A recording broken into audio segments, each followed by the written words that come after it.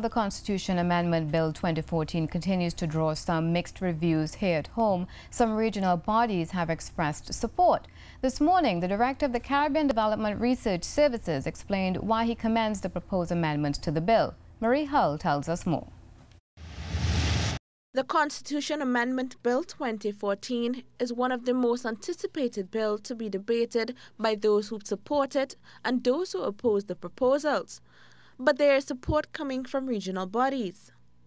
On Monday, Director of the Caribbean Development Research Services, Peter Wickham, during a phone interview on CTV's First Up program, congratulated Prime Minister Kamala Persad-Bissessar on creating an initiative to work with citizens. Is introducing real fundamental change that has the impact of bringing power to the people and certainly taking power away from the Prime Minister. And I think that's the aspect of the change that I find most fascinating. Mr. Wickham, who is also a Barbadian political scientist, said a more interactive and engaging process with citizens. So you have a sitting Prime Minister who has agreed to surrender power.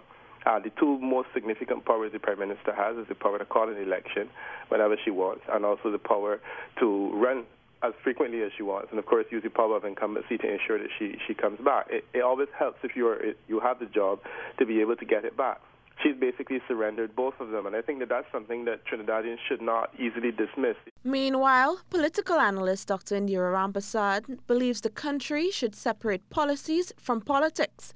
Dr. Rampersad said the bill will allow some change to the way in which our government is run, and the new change will benefit us all. If we take away the politics from it and see beyond the 2015, we will realize that we are looking measures really for the improvement of our country.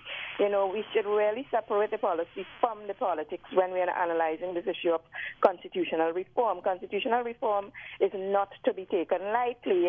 The Constitution Amendment Bill 2014 is scheduled to be debated on Tuesday in the Senate. Marie Hall, C News. The UNC's Women Arm is in full support of the Constitution Amendment Bill. In a media statement, Chair Stacey Roopnarayan says the UNC's Women's Arm hails the Prime Minister Kamala Persad-Bissessar for bringing forward-thinking legislation in the form of the Constitution Amendment Bill 2014. MP Roopnarayan says as women, they are indeed proud of this giant leap taken by a female leader, and these women view the Constitution Amendment Bill as necessary in ensuring the freedom and democracy of Trinidad and Tobago.